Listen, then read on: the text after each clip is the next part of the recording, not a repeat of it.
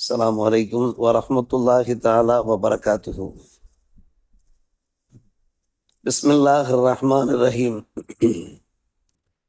யன்கஸிமு ஷஹீது இலா ஸலாஸத்தி அக்ஸாம். ஷஹீது துன்யா வல் ஆஹிரா வ ஹுவ ஷஹீதுல் காமில். ஷஹீதுல் ஆஹிரா ஃபகத் இலா ஆஹிரிஹி. சுஹதாக்கள் சம்பந்தப்பட்ட ஃபிக்ஹ் சட்டங்கள் இன்றைக்கு எடுத்துரைக்கப்படுகிறது. அல்லாஹ்வுடைய வழியில தியாகம் செய்தவர்கள், தங்களுடைய உயிரை உடமையை தந்தவர்கள், அவர்களுக்கான சிறப்புகள் என்ன? குர்ஆனிலே அல்லாஹ் ரப்புல் ஆலமீன் சுஹதாக்கள் பற்றி பேசியிருக்கிறான். ஷஹீதுகள், வீர மறவர்கள், வீர தியாகிகள். ஒரு வசனத்திலே அல்லாஹ் சொல்லுகிறான், அல்லாஹுடைய பாதையிலே கொல்லப்பட்டவர்களை இறந்தவர்கள் என்று நீங்கள் எண்ணாதீர்கள், அவர்கள் தங்களுடைய ரப்பிடத்திலே உயிரோடு தான் இருக்கிறார்கள். ரப்பு அவர்களுக்கு உணவளித்தவாறு இருக்கிறான், உணவு வழங்கப்பட்டு கொண்டிருக்கிறார்கள். அவர்களுக்கென அல்லாஹ் சில அந்தஸ்துகளை வைத்திருக்கிறான், அதை வைத்து அவர்கள் ஆனந்தம் கொண்டவர்களாக இருக்கிறார்கள்.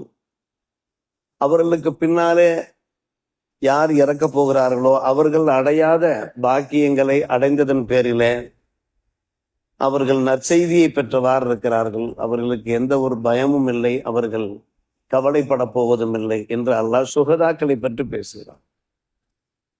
ஷஹீதுகள், அவர்களுக்கு என்னென்னவெல்லாம் பாக்கியம் கிடைக்கின்றன, அவருடைய தரஜாக்கள் எந்த அளவுக்கு மேம்படுத்தப்பட்டிருக்கிறது, அவர்கள் சுவனத்திற்கு சென்று விட்ட அந்த நற்செய்தியை குர்ஆனில ஆல இம்ரானில 169 170 வசனமாக பதிவு செய்திருக்கிறார். பெருமானார் ரசூலே கரீம் ஸல்லல்லாஹு அலைஹி அவர்கள் சுஹதாக்கள் பற்றி, வீர தியாகிகளை பற்றி, வீர மரணம் அடைந்தவர்களை பற்றி எடுத்துரைக்கிற போது அவர்கள் சுவனம் சென்று விடுவார்கள். சுவனம் சென்றவர்கள் யாரும் திரும்பவும் துனியாவுக்கு வர வேண்டும் என்று விரும்ப மாட்டார்கள். ஆனால் சுஹதாக்களை பொறுத்தவரை திரும்பவும் துனியாவுக்கு வர வேண்டும் என்று விரும்புவார்கள். எதன் காரணமாக அவர்கள் விரும்புகிறார்கள் என்று கேட்டால், சுவனத்தில் அவர்களுக்கு அந்த அளவுக்கு பாக்கியங்கள் வழங்கப்படுகிறது, அந்தஸ்துகள் தரப்படுகிறது. எனவே திரும்பவும் துனியாவுக்கு ஒரு முறையில் 10 முறை நாம் ஷஹீதாக வேண்டும் என்று விரும்புவார்கள். 10 முறை, 10 மர்ராத். அந்த அளவுக்கு அவர்களுக்கு சுவனத்தில் வைத்து நற்பாக்கியங்கள் வழங்கப்பட்டவாறு இருக்கும் என்று நபிகள் நாயகம் ஸல்லல்லாஹு அலைஹி வஸல்லம் நபின் ஹதீஸ் புகாரி முஸ்லிமிலே பதிவு செய்யப்பட்டிருக்கிறது. மாமின் அஹதின் யதுஃபுலுல் ஜன்னா யுஹிப்பு அன் யர்ஜி இல துன்யா வலஹு மா ஃபில் அர்தி மின் ஷை இல்ல ஷஹீத் யதமன்னா அன் யர்ஜி இல துன்யா. துனியாவுக்கு திரும்ப வேண்டும் என்று அவர் ஆசிப்பார்.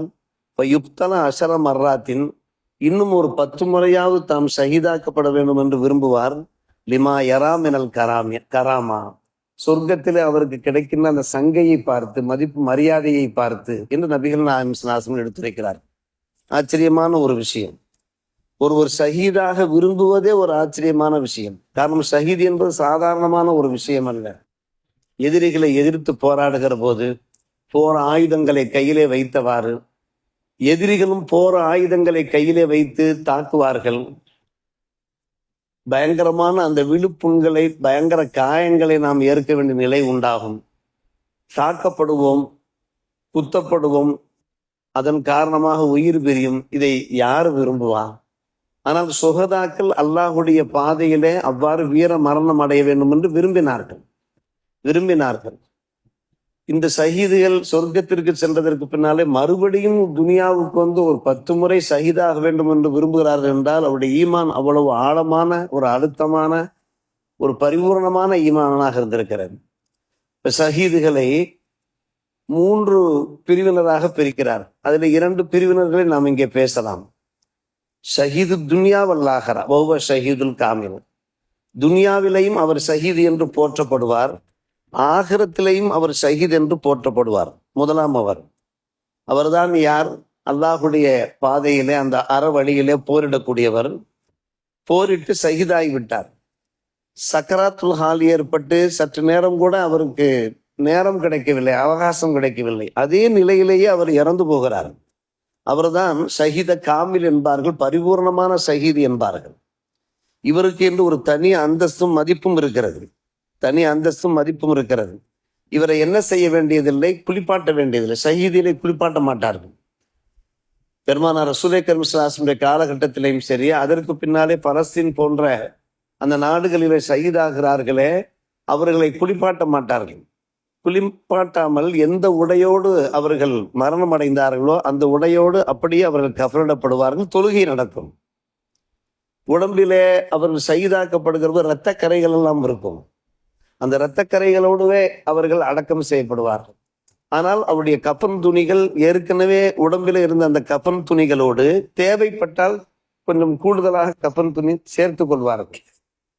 தேவையில்லாத கஃன் துணியை அவர்கள் கலட்டி விடுவார்கள். எல்லா துணிமணிகளையும் கலர மாட்டார்கள். தேவையில்லாதது அவர்களை அப்படியே அடக்கம் செய்யப்படுவார்கள். இவர்தான் ஷஹீது துன்யா வல் ஆஹிரா. துன்யாவிலேயும் ஷஹீது என்று போற்றப்படக்கூடியவர், ஆகரத்திலையும் ஷஹீத் என்று போற்றப்பட்டு அவருக்கென்று தனி மதிப்பு மரியாதை தரப்படும். அருமை சகோதரர்களே, இவர்கள் போர்க்களத்திலே மாண்டவர்கள் மட்டுமல்ல, நன்கு கவனிக்க வேண்டும். சில சமயங்களில் போர்க்களத்திலே இல்லாமலும் இந்த அந்தஸ்தை பெற முடியும். ஒருவரை இன்னொருவர் தாக்க வருகிறார். தாக்க வருகிற போது அவர் எதிர்த்து போராடுகிறார். நம்முடைய வீட்டிலேயோ நம்முடைய கடை வாசல்களையோ அல்லது நாம் சாலைகளில் சென்று கொண்டிருக்கிற போதோ நம்மை ஒருவர் தாக்க வருகிற போது தம்முடைய உயிரை பாதுகாப்பதற்காக வேண்டி, தம்முடைய உடமையை பாதுகாப்பதற்காக, தம்முடைய மான மரியாதையை பாதுகாப்பதற்காக வேண்டி போரிட்டு வீர தீரத்தோடு கோழையாகி விடாமல், சரணாகி விடாமல், காலிலே விழுந்து விடாமல் அவர் தன்னை தற்காத்துக் கொள்வதற்காக வேண்டி இவரும் என்ன செய்கிறார், அவரோடு சேர்ந்து மோதி இறந்து போனார் என்றால் அவருக்கும் இந்த ஷஹீதினுடைய மதிப்பு இருக்கிறது. இன்றைக்கு நிறைய சம்பவங்கள் நடைபெற்றவாறு இருக்கிறது. நம்முடைய முஸ்லிம்கள் பலர் பல மாநிலங்களிலேயும் கொல்லப்பட்டு கொண்டிருக்கிறார்கள். அவர்களெல்லாம் ஷஹீதுகள். தமிழ்நாட்டில் கூட 2 முக்கியமான நல்லவர்கள் கொல்லப்பட்டார்கள் சமீப காலத்தில். அவர்கள் முன்கூட்டி பேட்டியும் கொடுத்திருந்தார்கள். எனக்கு எதிரிகளுடைய ஒரு மிரட்டல் இருக்கிறது, எந்த நேரத்திலேயும் நான் கொல்லப்படலாம் என்று. அதே போன்று அவர்கள் கொல்லப்பட்டார்கள். அவர்கள் தங்களை தற்காத்துக் கொள்வதற்காக வேண்டி என்ன செய்தார்கள், பெரும் முயற்சி எடுத்துக் கொண்ட போதும் கூட கொல்லப்பட்டு விட்ட அந்த செய்தியை நாம் பத்திரிகையின் வாயிலாக நாம் பார்த்திருக்கோம்.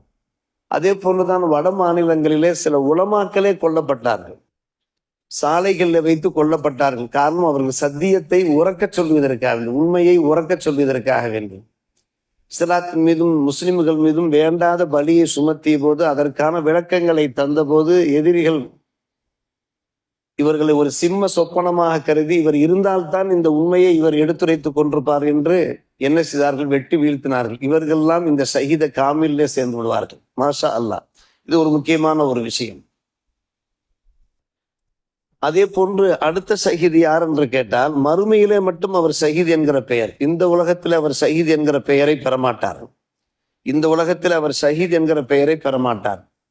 சமீப காலத்திலே ஒரு மிகப்பெரிய காரி முகமது சுஹைல் காரி ஷஹீதாக்கப்பட்ட அந்த தகவலை நாம் வாட்ஸ்அப் தளங்களிலே நாம் பார்த்தோம். மிகப்பெரிய காரி, பள்ளப்பட்டி, மதுரை போன்ற ஊர்களில் எல்லாம் கிராத்து போட்டியிலே அவர் கிராத்து ஓதிய போது அரங்கத்திலே குழுமி இருந்த அத்தனை மக்களும் கண்ணீர் வடித்தார்கள். அந்த கிராத்துகள் ஒளிபரப்பப்பட்டு கொண்டிருந்தது. ஒரு இரங்கல் அடிப்படையில, தஅஸி அடிப்படையில அவர் என்ன செய்தார், அவர் இறந்து போனார். ஒரு விபத்திலே இறந்து போனார். அவர் ஷஹீதுல் ஆஹிரா, மறுமையிலே அவர் ஷஹீது என போற்றப்படுவார். போர்க்களத்திலே கொல்லப்படாதவர், ஆனால் சுஹதாக்களுக்கு உண்டான ஒரு அந்தஸ்து கிடைக்கும்.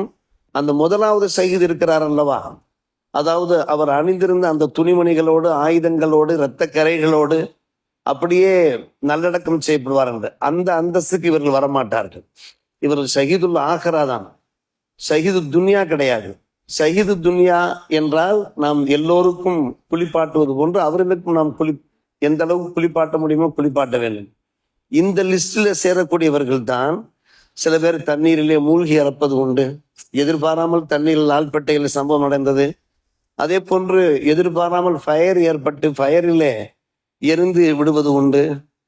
இல்மை தேடி, கல்வியை தேடி செல்லக்கூடியவர்கள், எதிர்பாராத விபத்துக்கள் ஏற்படுகிறது. அந்த விபத்துகளுக்கு மத்தியிலே இறப்போர் உண்டு. அதே போன்று காலரா போன்ற அந்த கொடிய நோய்கள், மோசமான நோய்கள், கொரோனா நோய்கள், அந்த காலகட்டங்கள் அந்த வைரஸுகள் தாக்கி இறப்போர் உண்டு. இவர்களெல்லாம் இரண்டாவது ஷஹீதிலே வருகிறார், ஷஹீதுல் ஆஹ்ராவிலே வருகிறார். இவர்களுக்கும் மதிப்பு மரியாதை இருக்கிறது.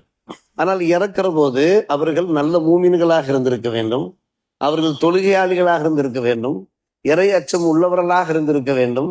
இந்த மாதிரியான ஒரு ஈமானோடு இறந்து போனார்கள் என்றால் இவர்களுக்கும் ஷஹீதனுடைய ஒரு மருத்தமா இருக்கிறது.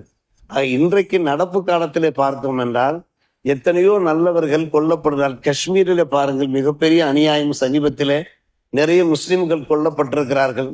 அங்கே வெளிநாடுகளிலே அவர்கள் அங்கே இருக்கக்கூடிய மன்னர்களை ஆற தழுவுகிறார்கள். ஆனால் இங்கே பார்த்தோம் என்றால் நம்முடைய நாட்டிலே முஸ்லிம்களுக்கு இவ்வளவு பெரிய ஆபத்துகளும் இவ்வளவு பெரிய சங்கடங்களும் நிகழ்ந்து கொண்டிருப்பதை நாம் பார்க்கிறோம். அநியாயமான முறையில் எத்தனையோ முஸ்லிம்கள் கொல்லப்பட்டு கொண்டிருக்கிறார்களே. அல்லாஹ் இந்த இஸ்லாத்தையும் இந்த இஸ்லாமியர்களையும் காப்பாற்ற வேண்டும். எனவே இவர்களும் ஷஹீதுகள். நமக்கு ஒரு துன்பம், துயரம், துக்கம் ஏற்பட்ட போதும் கூட இவர்களுக்கு ஷஹீதினுடைய ஒரு அந்தஸ்து கிடைக்கிறது என்கிற ஒரு ஆறுதல் இருக்கிறது. அல்லாஹ் ரப்புல் ஆலமீன் சமுதாயத்தை பாதுகாப்பானாக. எனவே நாம் இது போன்ற அந்த விஷயங்களையும் தெரிந்து கொள்ள வேண்டும். ஒரு மனிதன் அவன் தாக்கப்படுகிற போது, அவனுடைய உயிர் தாக்கப்படுகிற போது, உடம்பை தாக்கப்படுகிற போது எதிர்த்து போராட வேண்டும். இது பெருமானார் ரசூலே கரீம் ஸல்லல்லாஹு அலைஹி வஸல்லம் இந்த வீரத்தை நமக்கு போதித்திருக்கிறார். கோழையாகிவிடக்கூடாது, கோழையிலிருந்து பாதுகாப்பு கற்றிருக்கிறார்கள். எனவே ஒரு மூமின் ஒரு வீரதீரம் மிக்கவனாகத்தான் இருப்பான் என்கிற அந்த விஷயத்தை இன்றைய பாடத்தில் விளங்கி கொள்ள முடிகிறது. அல்லாஹ் ரப்புல் ஆலமீன் அத்தகைய தைரியத்தையும் துணிவையும் நமக்கும் நம்முடைய இளைஞர்கள் நம்முடைய சமுதாயத்திற்கு தந்தல் புரிவானாக. வாஹிர் தாவானா அல்ஹம்துலில்லாஹி ரப்பில் ஆலமீன்.